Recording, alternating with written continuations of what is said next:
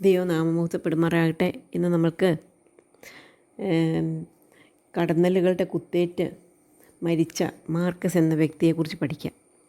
അതിനു മുമ്പായിട്ട് നമുക്കൊരു വാക്യം പഠിക്കാം. 2 കൊരിന്ത്യർ 4 അധ്യായത്തിൻ്റെ 17 വാക്യം. 2 കൊരിന്ത്യർ 4:17 വാക്യം. നെടുനേരത്തേക്കുള്ള ഞങ്ങളുടെ ലഘുവായ കഷ്ടം അത്യന്തം അനവധിയായി തേജസ്സിൻ്റെ നിത്യഹനം ഞങ്ങൾക്ക് കിട്ടുവാൻ ഹേതുവാകുന്നു. കാണുന്നതിനല്ല, കാണാത്തതിനെ അത്രേ ഞങ്ങൾ നോക്കിക്കൊണ്ടിരിക്കുന്നത്. കാണുന്നത് താൽക്കാലികം, കാണാത്തതോ നിത്യം. നൊടി നേരത്തേക്കുള്ള ലഘുവായ കഷ്ടം. ഈ ലോകത്തിൻ്റെ നമ്മുടെ ഒരു വിശ്വാസിയുടെ ജീവിതത്തിലെ കഷ്ടത്തെക്കുറിച്ച് ദൈവത്തിൻ്റെ ആത്മാവ് പറയുന്നത് നൊടി നേരത്തേക്കുള്ള കഷ്ടമാണ്. എന്നാൽ ആ കഷ്ടം പലപ്പോഴും സഹിക്കുവാനായിട്ട് നമുക്ക് വലിയ ബുദ്ധിമുട്ടാണ്. എന്നാൽ ഇവിടെ ഒരാളുണ്ട്, കടന്നലുകളുടെ കുത്തേറ്റ് മരിക്കുന്നു. ആ മരിക്കുന്ന മരണം എത്ര കഷ്ടപ്പെട്ടതാണ്, എത്ര വേദന നിറഞ്ഞതാണ്. എന്നാലും അദ്ദേഹത്തിന് മനസ്സിലായ, അദ്ദേഹത്തിന് കുറച്ച് നേരത്തേക്കും കൂടെയുള്ള ദുഃഖം മതി.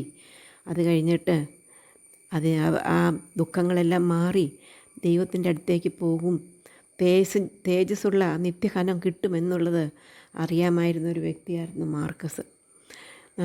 മാർക്കസിനെ പോലെ ഇന്ന് നേരത്തേക്കുള്ള കഷ്ടം ലഘുവാണെന്ന് നമുക്ക് മനസ്സിലാക്കണമെങ്കിൽ നാം ആദ്യം മനസ്സിലാക്കണം, നാം പാപികളാണ്.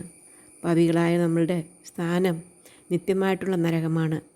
എന്നാൽ നിത്യനരകത്തിൽ നിന്ന് നമ്മെ വിടിക്കുവാനായിട്ട് കർത്താവായ യേശുക്രിസ്തു ലോകത്തിലേക്ക് വന്നു. പാപം അറിയാത്തവനെ നാം അവന് വേണ്ടി നീതിയാകേണ്ടതിന് അവൻ നമുക്ക് വേണ്ടി മരിച്ചു. ആ കർത്താവിനെ, നമ്മുടെ പാപങ്ങളെ ഏറ്റുപറഞ്ഞ് മാനസാന്തരപ്പെട്ട ആ കർത്താവിനെ നമ്മുടെ ഏകദൈവവും ഏകരക്ഷകനുമായിട്ട് സ്വീകരിക്കുമ്പോൾ നാം ദൈവത്തിൻ്റെ മക്കളായിട്ട് തീരും. ദൈവത്തിൻ്റെ മക്കളുടെ കുറിച്ചുള്ള ദൈവത്തിൻ്റെ ദൈവം പറയുന്നത് അവരുടെ ജീവിതത്തിലുള്ള കഷ്ടങ്ങൾ നെടുനേരത്തേക്കുള്ള കഷ്ടങ്ങളാണ് എന്നുള്ളതാണ്. അങ്ങനെ നമുക്ക് ആ വാക്യം ഒന്നും കൂടെ പഠിക്കാം. 2 കൊരിന്ത്യർ 4 അധ്യായത്തിൻ്റെ 17 വാക്യം. നെടുനേരത്തേക്കുള്ള ഞങ്ങളുടെ ലഘുവായ കഷ്ടം അത്യന്തം അനവധിയായി തേജസ്സിൻ്റെ നിത്യഹനം ഞങ്ങൾക്ക് കിട്ടുവാൻ ഹേതുവാകുന്നു. കാണുന്നതിനല്ല, കാണാത്തതിനെ അത്ര ഞങ്ങൾ നോക്കിക്കൊണ്ടിരിക്കുന്നത്. കാണുന്നത് താൽക്കാലികം, കാണാത്തതോ നിത്യം. കടന്നലുകളുടെ കുത്തേറ്റ് മരിച്ച മാർക്കസിനെ കുറിച്ച് ഓർക്കുമ്പോൾ അവൻ്റെ ജീവിതത്തിൽ അവന് പറയുവാനുള്ളത് നൊടി നേരത്തേക്കുള്ള ലഘുവായ കഷ്ടം. അരുത്തൂസിലെ സഭാപരിപാലകനായിരുന്നു മാർക്കസ്.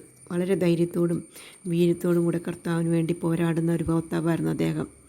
അനാഹിരെ കർത്താവിന് വേണ്ടി നേടി അദ്ദേഹം ഒരു ആരാധനാലയവും പണിതു. തൻ്റെ കൂട്ടുകാരാരുമില്ലാതിരുന്ന സമയത്ത് ക്രിസ്തു വിരോധികൾ അദ്ദേഹത്തെ പിടിച്ചു. അതിനുശേഷം അദ്ദേഹത്തിൻ്റെ ന്യായാധിപൻ്റെ അടുക്കൽ കൊണ്ടു ചെന്നു.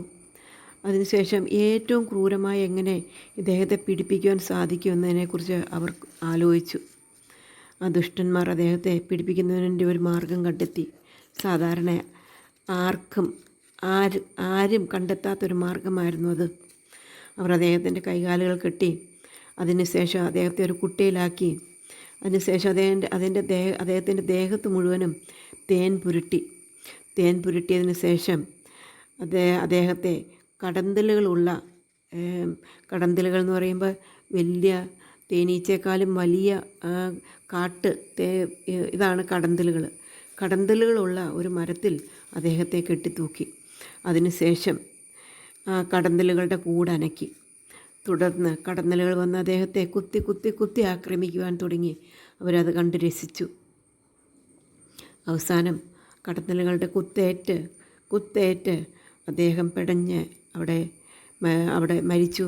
എന്നാൽ അദ്ദേഹത്തെ സ്നേഹിച്ചതായിട്ടുള്ള കർത്താവിൻ്റെ മുഖത്തേക്ക് നോക്കി യാതൊരു പ്രയാസവുമില്ലാതെ അത് സഹിച്ചു.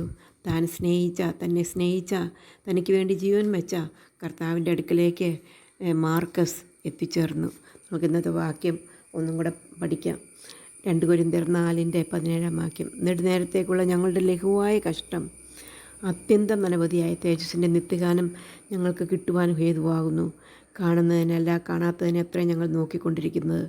കാണുന്നത് താൽക്കാലികം, കാണാത്തതോ നിത്യം. നമുക്ക് പ്രാർത്ഥിക്കാം. സ്നേഹവാനായ ദൈവമേ, നല്ല സമയത്തിനായിട്ട് സ്തോത്രം. ഞങ്ങൾക്ക് തന്ന കഥയ്ക്കായിട്ട് സ്തോത്രം. ഈ ലോകത്തിലെ കഷ്ടതകൾ ഞങ്ങളുടെ തീരും. ഞങ്ങൾ ഞങ്ങളുടെ കർത്താവിൻ്റെ അടുക്കലെത്തും.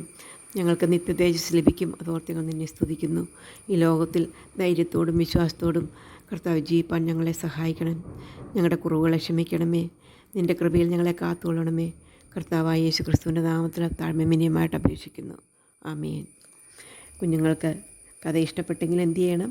ഷെയർ ചെയ്യണം, സബ്സ്ക്രൈബ് ചെയ്യണം. ബെല്ലൈക്കണിൽ കൈയമർത്തുമ്പോൾ ഓൾ എന്ന പ്രൊവിഷനിൽ കൂടെ കൈയമർത്തണം. അപ്പോൾ ആൻറ്റി എപ്പോഴൊക്കെ ഇടുമോ അപ്പോഴൊക്കെ നിങ്ങൾക്ക് കിട്ടുവാനായിട്ട് ഇടയായിട്ട് തരും. Okay, bye bye. May God bless you all.